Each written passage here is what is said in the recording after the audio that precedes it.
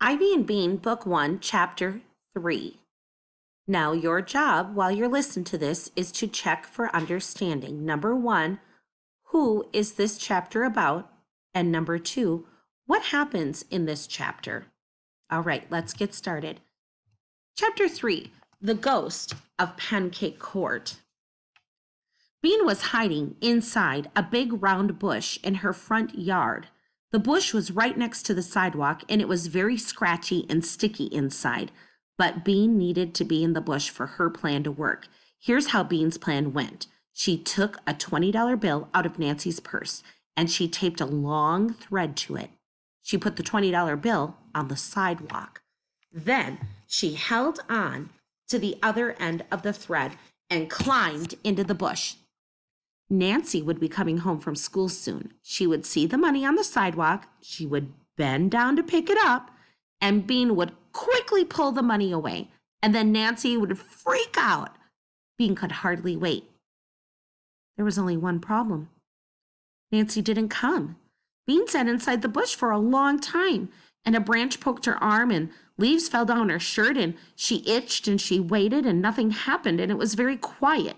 And Bean was hardly ever this quiet for that long, because there was nothing else to do. She looked at the house across the street.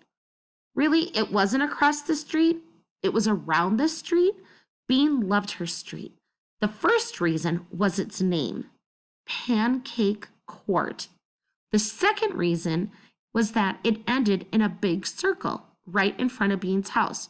Her dad called it a cul-de-sac. Bean called it cool. If Bean started riding her bicycle at the end of the block and pedaled really, really hard, she could whiz around the circle, tilting low over the sidewalk like a motorcycle driver. Slam! Bean looked up. She saw Ivy come out onto her front porch and plop down on the top step. Bean squinted at her. Ivy looked strange. She wasn't wearing a dress today. She was wearing a black bathrobe with lots of little pieces of paper stuck to it. Weird, thought Bean. She squinted some more. Instead of a big book, Ivy was carrying a stick that was painted gold. Bean made a face. Ooh, what a goony costume, she thought. What a dork. Ivy sat. She didn't do anything. She just sat there all by herself. That was another strange thing about Ivy. She didn't mind being alone. She never played with anyone. Bean played with everyone.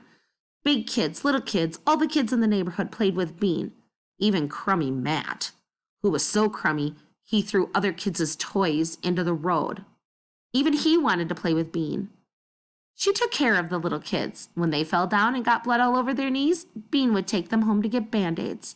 And the big kids let her play with them too because she had good ideas, like seeing how many backyards they could cross without touching the ground. Bean loved big groups of kids playing big games, like pirates or hide and seek.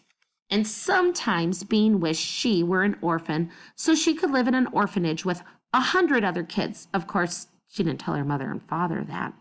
Bean watched Ivy alone on her front porch. Wasn't she lonely? Now, Ivy was muttering something that Bean couldn't hear, and then she began to wave that stick in the air, but Bean couldn't stand it anymore. What the heck are you doing? Yelled Bean from inside her bush.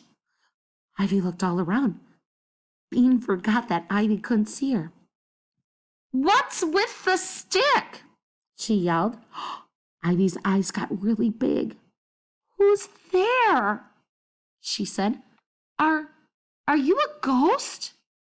Oh, a ghost? What a great idea. Bean made her voice sound scratchy and spooky. Yes, she howled. I'm the ghost of Mr. Killip. He lived in your house before, and I died there too. Well, Mr. Killip had actually moved to Ohio, but Bean thought it sounded more interesting to say that he had died there.